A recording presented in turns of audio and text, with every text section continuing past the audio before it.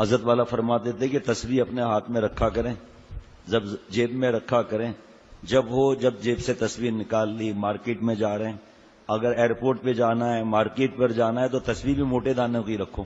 آج کل لڑکیاں داڑھی والوں کو بھی اشارے کرتی ہیں، جب دیکھیں گی کہ سر منڈا ہوا ہے، تسبیح ہاتھ میں، بھاگ جائیں گی، کہا یہ تو بہت آگے جا چکا ہے، پوائنٹ آف نو ریٹرن پر پہنچ چکا ہے، اسے بھاگو۔ تو کسی نے کہا کہ حضرت والا تسبیح ہاتھ میں ہوتی ہے تو میں اس لیے نہیں رکھتا ہوں کہ لوگ مجھے نیک سمجھیں گے۔ تو حضرت نے حضرت تھانوی رحمۃ اللہ علیہ کا ملفوظ فرمایا کہ آپ کیا سمجھتے ہیں، لوگ آپ کو بدمعاش سمجھیں؟ لوگ نیک سمجھتے ہیں، سمجھیں، آپ اپنے کو نیک نہ سمجھیں۔ فرق ہے، جملوں کا فرق سمجھیے گا، کہ لوگ آپ کو نیک سمجھیں، سمجھتے رہیں، آپ اپنے آپ کو نیک نہ سمجھیں۔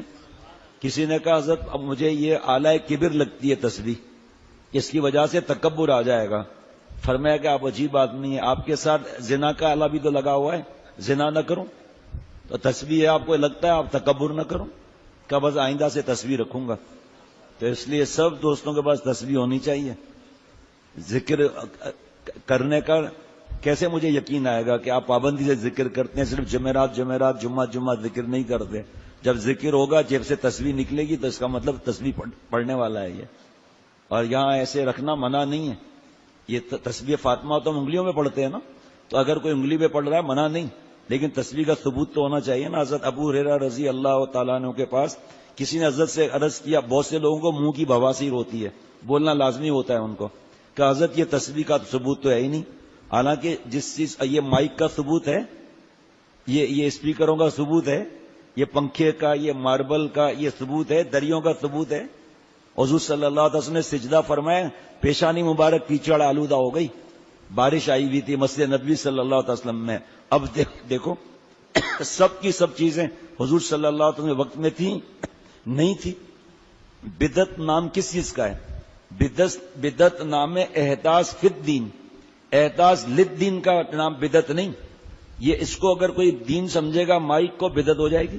ہم نے اس کو دین نہیں سمجھتے، ہم جہاز کو دین نہیں سمجھتے۔ بہت سے لوگ کہتے ہیں چلو پھر اونٹ پر سفر کرو، جاؤ اونٹ پر لاہور، جہاز کیوں استعمال کرتے ہو؟ اب یہ ان لوگوں کے دماغ میں خلل ہے۔ بیوقوف، ہم نے جہاز کو فرض نہیں سمجھا، ٹرین کو بس کو فرض نہیں سمجھا، اس کو دین نہیں سمجھا۔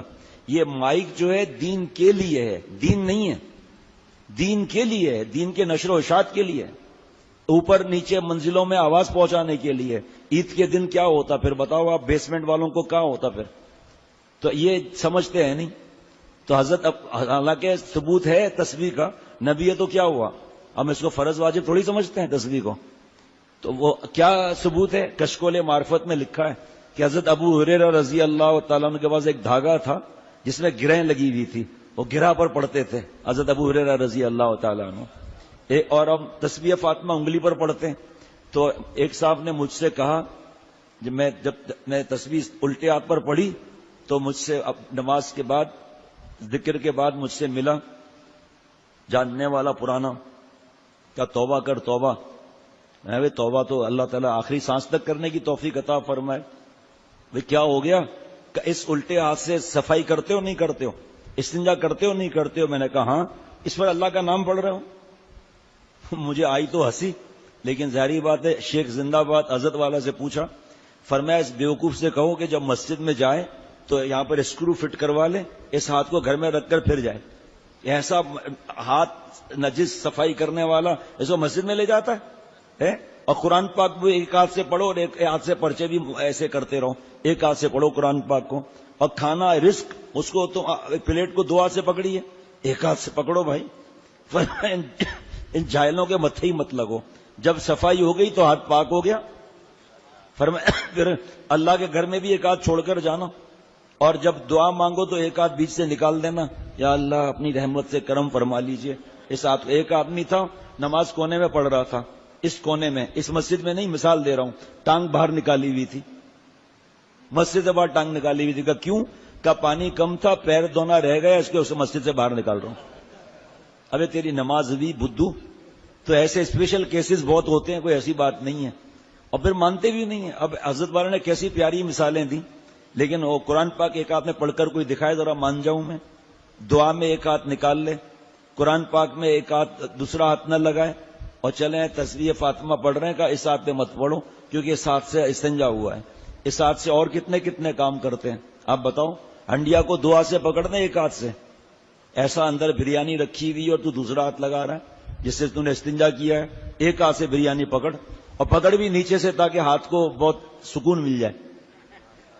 اور ہنڈیا بھی ہو, 8 پارٹ نہ ہو, اور وہ بھی اسٹینلیس اسٹیل کی. اور بچے کو بھی پیار دوسرے ہاتھ سے مت کرو, استنجا کیا ایک ہاتھ سے, مننے کیا حال ہے میرا بیٹا, کیا حال ہے, اور ایک ہاتھ سے ہی اس کو اٹھاؤ, دیکھتے ہیں کیسے اٹھا سکتے ہو. بس اللہ بچائے بھائی. حضرت عیسیٰ علیہ السلام جو ہے بھاگے جا رہے ہیں. کسی نے کہا حضرت آپ خیریت, کیوں بھاگے جا رہے ہیں؟ فرمایا احمق میرے پیچھے لگا ہوا ہے, بیوقوف اس لیے بھاگ رہا ہوں. ارے حضرت عیسیٰ علیہ السلام, آپ کو اللہ نے معجزے کیسے دیے ہیں؟ آپ کوڑی اور اندھے کو اچھا کر دیتے ہیں, آپ مردے کو زندہ کر دیتے ہیں, اور آپ اس بیوقوف کو ٹھیک نہیں کرتے. فرمایا حماقت اللہ کا عذاب ہے, قہر الہی ہے. اللہ کے عذاب کا مقابلہ انبیاء علیہ الصلوۃ والسلام بھی نہیں کر سکتے. ہم کیا کریں گے؟ اسی حماقت کی وجہ سے آدمی اللہ سے دور ہوتا ہے, اور اصلاح والے راستے میں حماقت ہے ہی نہیں. انسان ہے, ہم سے بھی غلطیاں ہوتی ہیں, ہم بھی گناہ گار ہیں, لیکن سمجھانے کے باوجود بھی نہ سمجھنا, پھر تو اللہ ہی سمجھائے گا بھائی. حضرت نے فرمایا کہ بھائی فجر سفر میں, فرمایا اٹھاؤ اس کو فجر کی نماز کے لیے لوگوں کو. صاحب آئے, اٹھا کر کا حضرت ایک صاحب اٹھ نہیں رہے. فرمایا بھائی کسی کی نیند کہہ رہی ہے, جاؤ اٹھا لو. تیسری دفعہ آیا کہ حضرت وہ اٹھ ہی نہیں رہے, اب تو ان کو اللہ ہی اٹھائیں گے. تو حضرت ہنسنے لگے, کیا جملہ بیوقوف کہ اب اس کو اللہ ہی اٹھائیں گے.